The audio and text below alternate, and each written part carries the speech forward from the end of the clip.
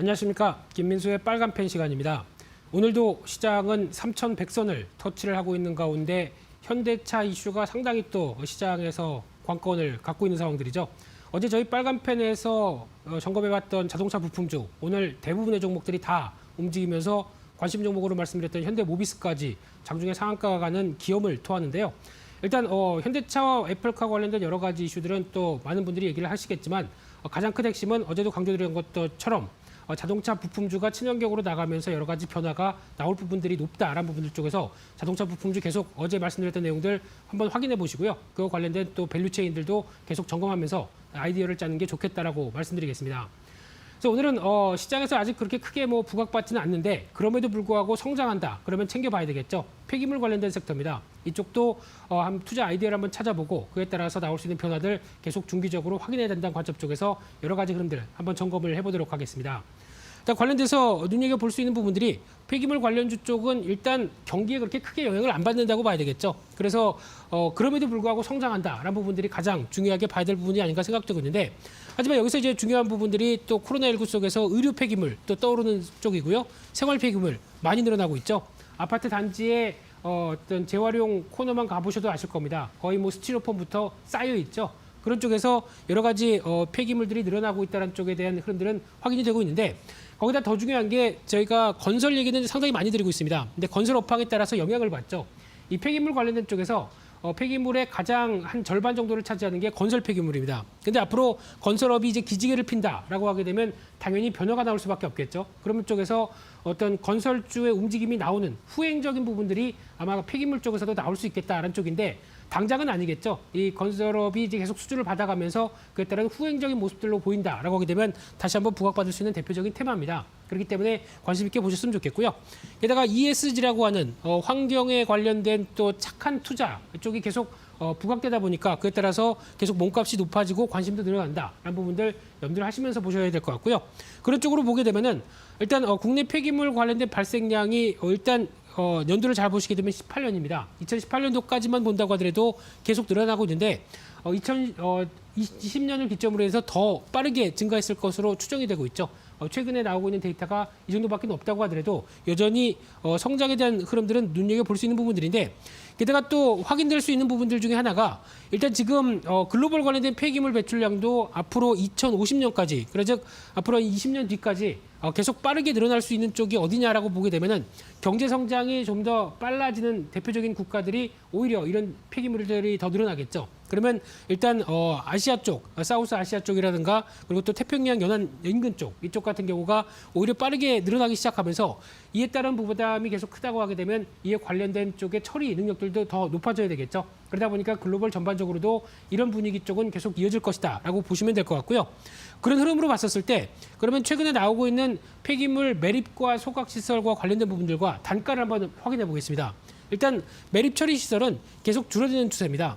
솔직히 매립이나 소각 같은 경우는 줄어들 수밖에 없는 게 집 근처에 매립 시설이 있다, 소각 시설이 있다, 누가 좋아하겠습니까? 별로 안 좋아하죠. 그러다 보니까 이런 쪽은 점점 더 줄어들고 있는 추세인데 특히 수도권은 더 심하죠. 그런데 반기대로 이런 수요와 공급 논리에 따라서 공급이 줄어들게 되면은 당연히 가격은 올라갈 수밖에 없겠죠. 그런 측면으로 보게 되면 소각 단가는 대표적인 코엔텍이나 KGETS YN텍 같은 경우도 계속 매립 단가나 소각 단가는 올라갈 수밖에 없는 현실을 보여주고 있다는 쪽으로 보게 되면 당연히 기업 입장으로 보게 되면 수익성이 좋아지는 부분이 나오겠죠. 그런 쪽에 대한 변화가 계속 이어지고 있다는 쪽도 중기적으로 눈여겨보셔야 될 부분들이고요. 그런 측면으로 보게 되면은 일단 최근에 또 M&A가 계속 이어지고 있는데 대표적으로 작년 6월 달에 코엔텍, IS 동서가 대표적으로 가져가는 매각 주체, 인수 주체가 됐죠. 이런 쪽에서 매각 가격들을 보게 되면 상대적으로 많이 올라왔습니다. 그만큼 어떤 폐기물 업체에 대한 기대감들이 높아지는 분위기고요.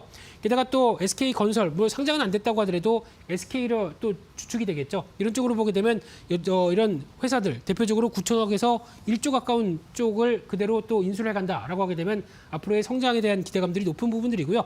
또 TSK 코퍼레이션은 태형건설 쪽입니다. 이쪽에 대한 지분도 매각을 했는데 또 SK건설이 가져가네요. SK가 돈 되는 사업들에 대한 관심이 상당히 높은 흐름들이죠. 이런 부분들 체크를 해주셔야 될 것 같고요.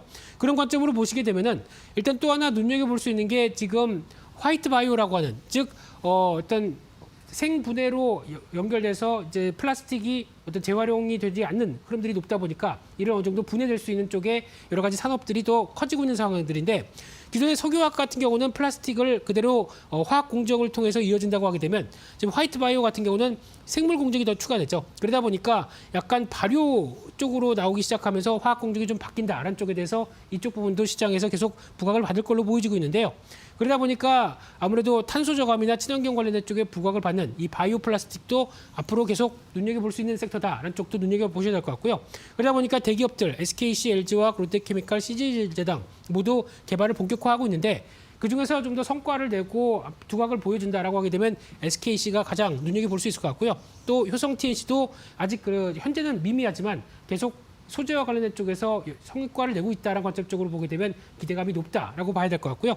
그런 쪽에서 그런 폐기물 업체들에 대한 실적과 동향들을 한번 체크를 보게 되면 대부분이 나와 있는 아시는 폐기물 업체들 겁니다. 그런데 실적 흐름들이 작년 3분기까지 누적으로 봤었을 때 훨씬 더 좋아지고 있는 대표적인 회사가 YN텍, 인선이엔티입니다. 그러다 보니까 주가도 코인텍보다는 훨씬 더 뛰는 모습들이 많죠. 그런 변화가 나오고 있고요. 게다가 또 IS 동서 같은 경우는 일단 폐기물 쪽만이 아니기 때문에 좀 제한적이라고 하더라도 그래도 실적 자체가 이렇게 가파르게 뛰고 있다는 관점적으로 보게 되면 주가에 대한 상승에 대한 당위성이 되겠죠. 그와 함께 또 동부건설 같은 경우도 건설주가 아니라 동부엔텍이라고 하는 동부건설은 건설주 쪽에서도 언급을 많이 드렸었죠. 그러다 보니까 동부엔텍이라고 하는 이런 폐기물 업체를 갖고 있다는 관점 쪽에서 재부각이 또 필요하지 않을까 싶은데 주가는 상당히 쌉니다. 사놓으시고 길게 보신다고 하게 되면 분명히 좋은 수익이 나올 대표적인 건설사라고 봐야 될 것 같고요. 그밖에 KGETS 같은 경우도 실적 흐름들 양호한 모습들인데 주가가 좀 많이 올랐죠. 그와 함께 TY홀딩스 같은 경우도 TSK 코퍼레이션 지분을 보유하고 있는데 아직 차라리 태형건설을 매수하는 게 더 낫지 않을까라는 생각은 좀 들고 있는데, 아무튼 어떤 폐기물 관련된 쪽에 대한 모멘텀은 있다라고 보시면 될 것 같고요. 그런 쪽으로 보게 되면 일단 여기서 딱 두 종목만 고르라라고 하게 되면은 그래도 말씀드렸던 IS 동서와 동부건설을 언급을 드리고 싶고요. 그래서 가격적인 측면만 보게 되면은 한 단계 레벨업된 62,000원대까지는 충분히 갈 수 있다라는 관점으로 말씀을 드리고 싶고요. 손절가는 49,500원으로 대응을 하셨으면 좋겠고요. 동부건설도 마찬가지로 목표가를 좀 높이 잡았습니다. 최근 들어서 앞서 말씀드린 것처럼 건설 업황이 턴하면서 나올 수 있는, 그래서 건설 쪽과 폐기물 쪽까지 같이 동반적으로 움직인다라고 하게 되면 동부건설에 대한 기대감이 상당히 높고요. 지금 주가가 좀 정체가 돼서 별로 크게 안 오른다라고 하더라도 하나 잊으신 게 지난 12월 작년에 갖고 계셨던 분들 같은 경우는 지금 6% 정도 어떤 배당을 안고 지금 수익률을 계산하셔야 되겠죠. 그러다 보게 되다 보니까 지금 의외로 수익률은 좋다라는 측면으로 보게 되면 이를 안고 한 단계 더 레벨업은 충분히 나올 수 있겠다는 쪽에서 눈여겨보셨으면 좋겠고요. 손절가는 12,500원대로 대응한 전략에 포커스를 맞추도록 하겠습니다.